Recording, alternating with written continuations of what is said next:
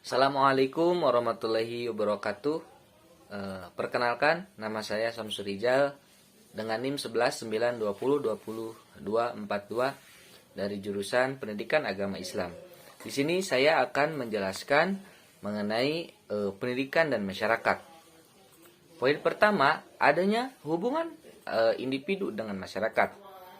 Hubungan antara individu dan masyarakat telah banyak disoroti oleh para ahli, baik para ahli filsuf maupun para ilmuwan sosial.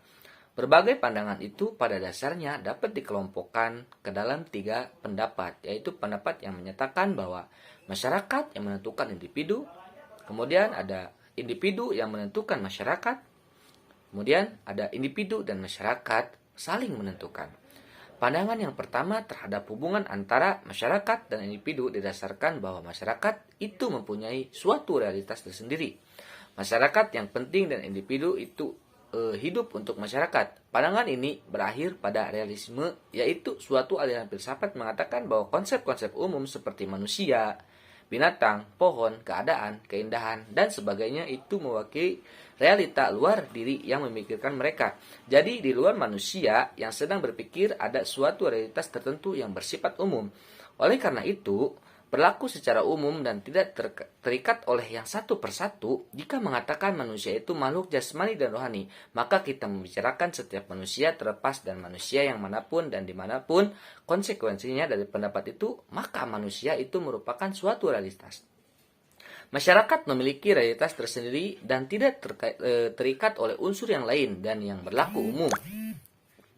Masyarakat yang dipindahkan oleh seseorang itu berada di luar orang yang berpikir tentang masyarakat itu sendiri. Sebelum individu ada, masyarakat yang dipikirkan itu telah ada. Oleh karena itu, masyarakat itu tidak terikat pada individu yang memikirkannya. Pada intinya, hubungan individu dan masyarakat itu untuk saling berinteraksi sosial, karena pada dasarnya manusia adalah makhluk sosial yang tak bisa hidup tanpa orang lain.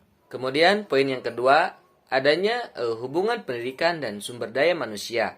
Pada dasarnya, suatu pendidikan dikatakan berhasil apabila sudah sesuai dengan landasan atau dasar pembentukan tujuan pendidikan yang telah diatur oleh suatu negara.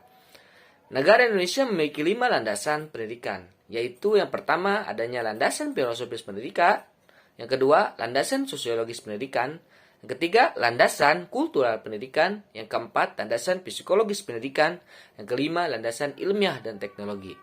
Nah, landasan inilah yang menjadi acuan dalam pelaksanaan pendidikan di Indonesia. Namun, pada realitas yang ada saat ini bahwa sebagian masyarakat Indonesia masih berpendidikan rendah. Dan hal inilah yang membuat dampak negatif terlambatnya pergerakan maju negara Indonesia, mengingat pendidikan merupakan unsur fundamental dalam hal pemajuan suatu negara. Artinya, jika mutu pendidikan ingin mencapai tingkat pencapaian terbaik, maka sumber daya manusia pun harus ditingkatkan. Tentu saja, meningkatkan mutu sumber daya manusia harus melalui proses pendidikan pula, bukan secara tiba-tiba. Poin yang ketiga, adanya hubungan pendidikan dan lingkungan sosial. Hubungan antara bidang pendidikan dengan lingkungan sosial seseorang sangatlah penting, karena tingkat pendidikan seseorang mempengaruhi derajatnya di mata masyarakat. Selain itu, bila tingkat pendidikan kita memadai, maka kita sendiri pun akan lebih mudah dalam bersosialisasi atau berinteraksi sosial dengan lingkungan sosial. Poin keempat, adanya fungsi sekolah bagi masyarakat. Nah, pendidikan merupakan hal penting bagi keutuhan masyarakat. Fungsinya setidak-tidaknya adalah menyalurkan nilai-nilai budaya yang terlembaga kepada anggota-anggota masyarakat. Dalam prosesnya, nilai-nilai disebarkan oleh masyarakat melalui pola-pola interaksi. Setiap anggota masyarakat yang baru berusaha mengamati dan menyerap pola-pola itu, sekolah merupakan suatu sarana bagi masyarakat untuk bermobilitas sosial. Melalui sekolah, masyarakat bisa meningkatkan status sosial yang disandangnya. Sebagaimana dinyatakan oleh Durkheim, jika sekolah mencerminkan masyarakat yang lebih luas di mana sekolah itu sendiri merupakan bagiannya, maka kita hanya bisa memahami sistem pendidikan suatu masyarakat itu sendiri. termasuk struktur dan hubungan antara lembaga-lembaga dan nilai-nilai serta teknik untuk mensosialisasikan anak. Hipotesis Durkheim menyatakan bahwa jika kita ingin memahami sistem persekolahan, maka kita harus memahami sistem masyarakat lainnya yang berinteraksi dengan sistem pendidikannya. Poin yang kelima, hubungan pendidikan dan pembaruan masyarakat. Ada para pendidik yang menaruh kepercayaan yang sangat besar sekali akan kekuasaan pendidikan dalam membentuk masyarakat baru. Oleh karena itu, setiap anak diharapkan memasuki sekolah dan dapat diberikan ide-ide baru tentang masyarakat yang lebih indah daripada yang sudah-sudah.